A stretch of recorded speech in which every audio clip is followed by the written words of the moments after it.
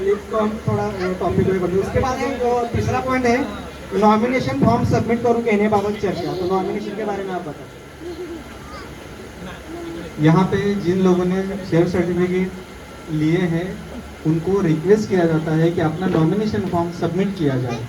मैंने last AGM में भी बोला था कि किसी का अभी तक नॉमिनेशन फॉर्म सबमिट नहीं हुआ है, फ्यूचर में आपकी फैमिली को तकलीफ ना हो, इसलिए हम आपको रिक्वेस्ट करते हैं कि आपका अपना जो भी नॉमिनेशन फॉर्म है शेयर सर्टिफिकेट के साथ में दिया था वो भर के आपके नॉमिनेशन का नाम डाल के कितना परसेंटेज देना है उसको वो सब डाल के सोसाइटी में सबमिट कीजिए.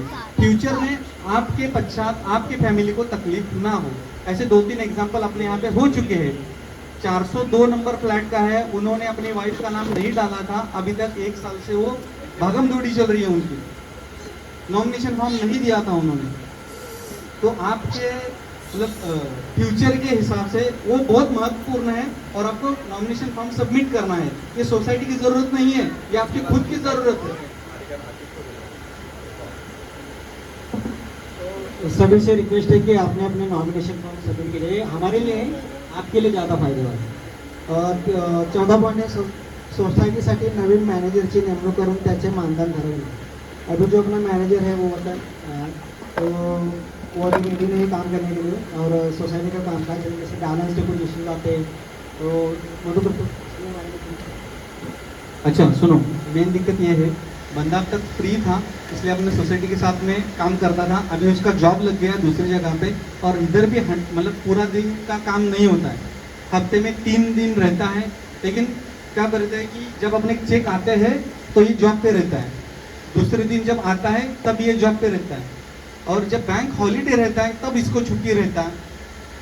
तो जब कभी ऐसा दिक्कत होता है तो आपके पास से कोई बंदा रहेगा जो जॉब अपने यहाँ पे 3 दिन हफ्ते में 3 दिन दे सकता है अपने सोसाइटी की सर्विस के लिए. उसके लिए अभी इनका मानधन है 2,800 रुपये पर मंथ के हिसाब से. आरोप किया जाता है कि 8-10 हज़ार दिया जाता है करके. आप लोग बैलेंस शीट में है एक बार चेक कर लीजिएगा, 2,800 रुपये इसका मानधन है, पर मंथ का सैलरी है. उसके अंदर ये महीने हफ्ते में 3 दिन आता है. उसका काम है कि बैलेंस शीट आपके जो आए हुए चेक वाउचर्स बनाना, जो भी एक्सपेंडिचर होता है उसके वाउचर्स बनाना. दीपा मैडम जो अपने अकाउंटेंट है उनके साथ कोऑर्डिनेट करना.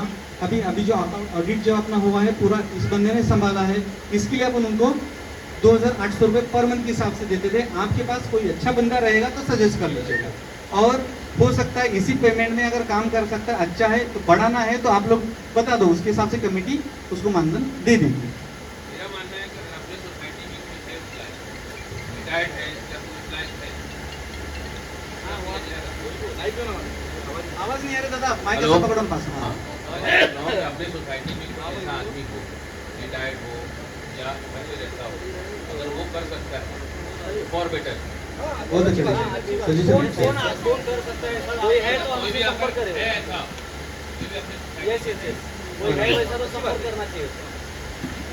तो हम अनाउंस करते हैं जैसे कि अवसर भाई ने बोला कि हाँ ठीक है, कोई भी रिटायर बंदा रहेगा जो जानकार है ऑडिट के बारे में, अकाउंट के बारे में, तो वो आगे आके हमसे संपर्क कर सकता है. उसके हिसाब से हम जो ज्वाइन होगा उसके हिसाब से मानधन क्रिएट करके हम उनको सोसाइटी में अपडेट कर देंगे कि आप इनसे कोऑर्डिनेट कर सकते हैं करके.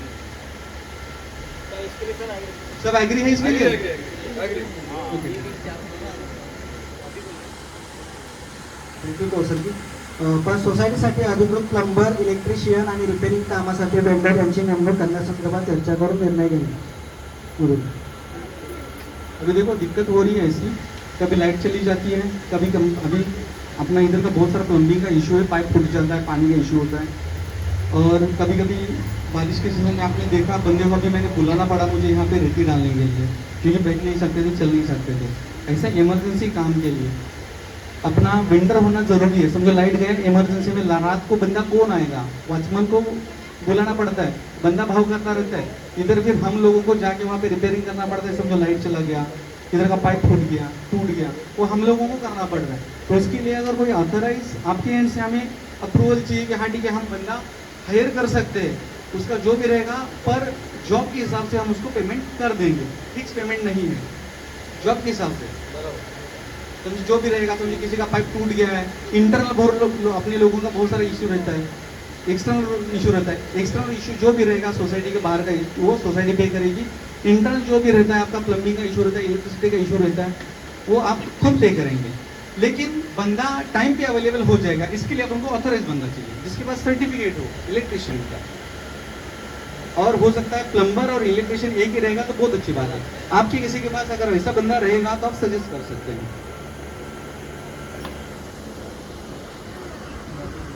तो हम देखेंगे अपने हिसाब से जो दिखता है हमको। तो इसके बारे में क्या करना है बताइए।